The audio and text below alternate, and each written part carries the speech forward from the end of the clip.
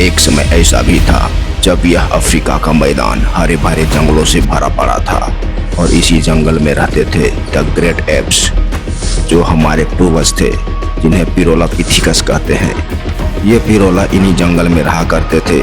इनके अलावा इन जंगल में कई खतरनाक जंगली जानवरों का भी बसेरा हुआ करता था। लेकिन एक समय ऐसा भी आया जब ये पिरोला पेड़ों से उतरकर जमीन पर चलने लगे और इस धरातल को ही अपना निवास स्थान बना लिया। दोस्तों, आज से लगभग 40 लाख वर्ष पूर्व इस अफ्रीका के मैदान पर प्रकृति का राज था।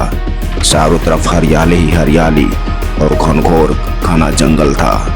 इस जंगल में न जाने कितने अनजान और अजनबी जंगली जानवरों का बसेरा हुआ करता था और हमारे पूर्वजों का भी बसेरा हुआ करता था।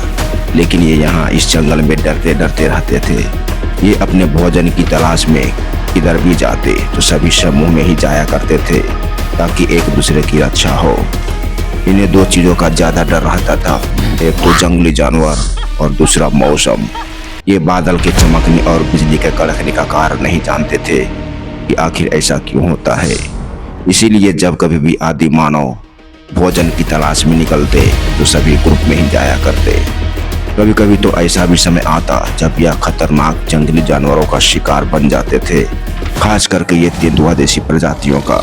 ये तेंदुआ एक ऐसा जानवर हुआ करता था जो आदमियों की तरह चढ़प कर पेड़ों पर चढ़ जाता था और आदि मानव का शिकार आसानी से कर डालता। इसीलिए जब कभी आदि मानव इसे देखते तो भाग जाते थे या फिर पेड़ों पर छुप जाते। दोस्तों, जब ये ग्रेट एप्स को भूख लगती तब ये फलों को तोड़कर खाते या फिर नीचे उतरकर कंदमूल फल फ्रूट खाते थे। इनका एक ही मकसद होता था, किसी भी तरह से अपना पेट भरना।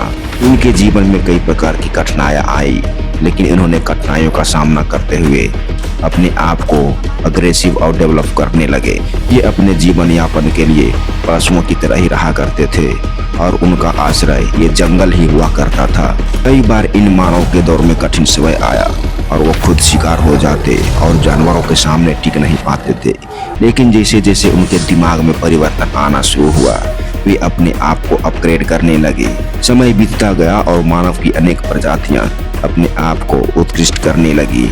उन्हें यहाँ तक आने के लिए कई चुनौतियों का सामना करना पड़ा और कई लाखों एवं सालों के विकास क्रम के बाद आज आदि मानव से मानव तक पहुँच पाए हैं।